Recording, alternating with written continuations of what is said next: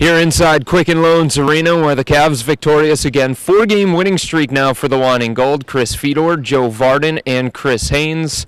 Ever play a video game? Ever turn that baby on rookie mode? Well, that's what happened here tonight with the Cavs. 127-94 the final. The Cavs, a record-setting night. Three-pointers were going down. The offense was there. The defense was there. And it was just a fun night all around as the confetti fell at the end of this one. And Chris, it seems like so long ago when the Cavs had that tough night against Utah. Gordon Hayward hits the buzzer beater, the game-winning shot. A night the Cavs had 6 assists. Tonight, 39 assists on 49 makes. Yeah, going back to that game, that's when it all sunk in. LeBron James has been harping on those guys ever since training camp about keep the ball moving, trust the pass, share the ball. They all thought they were doing that. They all felt they were doing that. But, you know, I think they looked at that Utah game and then just the culmination of everything that transpired with Gordon Hayward hitting that step-back jumper, it just sealed things. And everybody from that point on had a self-reflection type moment where they had to look inside themselves and say, what am I doing? Am I doing something wrong here? Ever since then, you know, you see they've been a much balanced offensive sharing team, and it definitely, you saw the greatest of the best, I should say, the brightest fruit tonight in tonight's game. Cavs now 4-game winning streak in the 4 games, Joe. They're averaging 119 points per game. A big reason for that, LeBron James. We've been asking ourselves all year which LeBron's going to come to tonight's game. Is it going to be aggressive LeBron? Is it going to be passive LeBron? What approach is he going to take tonight? It was aggressive LeBron from the beginning. Yeah, it was. I mean, he busted 2 threes to start. I think he had 11 in the first quarter. And he just, yeah, I mean, he's not only setting the tone, but he was trying to explain to us that how his teammates would affect how he would play and would affect his ability to play well.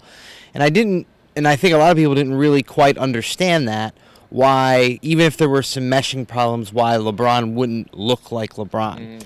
But as Chris points out, if you trace things back to around that Utah game, since then LeBron has looked like the face of the league, the MVP, like the go-to guy, especially this past week. He's been insane.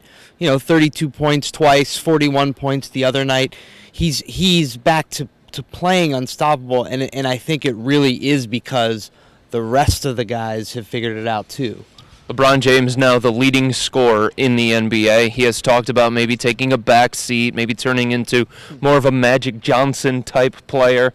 But here he is, LeBron, with the Cavs, his second go-around, leading the team in scoring, and he's making it look easy, Chris, and he's doing it in a variety of ways. He's back to true form. I think, you know, he even talked about it. Yes, he was trying to get guys involved early on, but he talked about just getting his body back in shape, trying to get back into physical form, and he's there, man. He's at the top of his game. Everything is going for him. He's a better shooter than he's ever been in his career.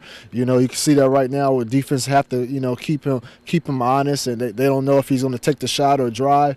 So that's been a very difficult task for defenses. But going back to LeBron James, he can be a Magic Johnson type player. He can do that, and he would do that and be fine.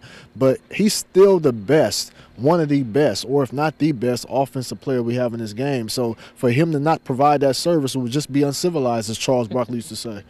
It would be terrible, as Charles would say. Cavs had at least 5 players with 5 assists tonight, led by Dion Waiters. Dion Waiters, of all guys, with 8 assists tonight. The last time the Cavs had at least 5 players with 5 assists, 1997. The other big question with this team, Joe, is we've kind of gone through the early stages of the season. Defense. What's this team going to do on defense? Last night they give up over 120 to the Boston Celtics. Atlanta comes into tonight's game averaging 107 points per game, the best 3-point shooting team in the NBA. And you look at the final box, 94 points for the Atlanta Hawks, the lowest total the Cavs have given up all season long. Wow, and I think Atlanta had 19 turnovers, shot 14% from 3-point range. And this is after a night when on Friday, yes, the Cavs won, but everybody was screaming about the defense, and rightfully so.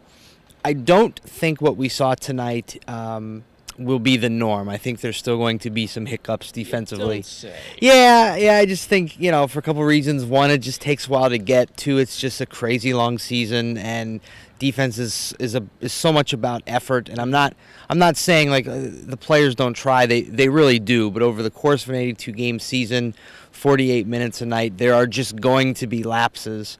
Tonight, there just really wasn't. Chris, at the beginning of the season, we each did a story on who we thought was going to be the X factor of this team. Mm-hmm. You picked Dion Waiters. I picked Tristan Thompson. Joe over picked LeBron. David Blatt said after the game he found another one. He thinks it's Shawn Marion. Why is Shawn Marion so good in this starting lineup? Well, Shawn Marion doesn't go outside of his skill set. What I mean by that, where you can put a guy in the lineup where he's going to do nothing but help your team because he's going to be out there defensively and on the offensive end. Aside from occasional post-ups, he's not going to demand the ball. He's not command the ball. He's going to get the ball in spots where LeBron James finds him and he's open. For guys like Dion Waiters and players like that, they need the ball, and so that kind of disrupts the rhythm of the other big three. And you talk about X factor in Dion Waiters. You mentioned the eight assists. You think he's going to go on Twitter tomorrow and refute those 8 assists? I don't think he's going to refute. I think he's going to keep those 8 assists. I don't think he's going to do that. But I love me some Dion. Dion had a great game, excellent game off the bench. I think he's just now filling into a 6-man role. One of the best things about Dion tonight, it's the fourth quarter, and my man is screaming for the basketball. He sees the team. They're ignited offensively. He wants a little bit of piece of it. Dion only had 9 points tonight, but the 8 assists, that was key. And David Blatt mentioned that at the end of the game. He said, hey, look, Dion Waiters, make note of it. 8 assists. That was big time for Dion. And Kyrie Irving, the point guard of this team, he hasn't had a turnover in back-to-back nights. That's big. He's had 4 turnovers in the last 230 minutes of game action. Wow. It's an incredible number considering this is a fast-paced, high-octane offense, and Kyrie is starting to become that point guard that so many people want. Well, let me mention, I don't want to rain on your parade or rain on the Cavaliers parade because I know you're a big Cavs fan. But, one of the reasons Kyrie Irving's turnovers are down because LeBron James is handling the bulk of the ball, the offense, initiating the offense on that end. So, yes, it's still an accomplishment. Kyrie definitely handles the ball, secondary to LeBron now. But hey, let's just call a spade and keep it real. Kyrie Irving's not handling the ball as much as he did the first 4 games. I think that's basically what it is. But I do think, first of all, of course you're right, and one in that respect that LeBron is handling the ball more, and that has led to not only the reduction in Kyrie's turnovers, but also I think a proliferation of the offense. But that said, Kyrie is showing more patience, especially early on in possessions. I mean, when he catches the ball on the wing, he's turning with his back to the basket, trying to get people to move within the offense. He'll also turn himself around and look, kind of survey the floor and looking to move the ball first. I mean, he can attack like he did Friday night in Boston where he scored 12 points in like 30 seconds or something, but that's not exactly how he's playing right now. He's more of a pass first, at least early on in the game, and that wasn't there for him. So you're right, he's not handling the ball more, but he has changed a little.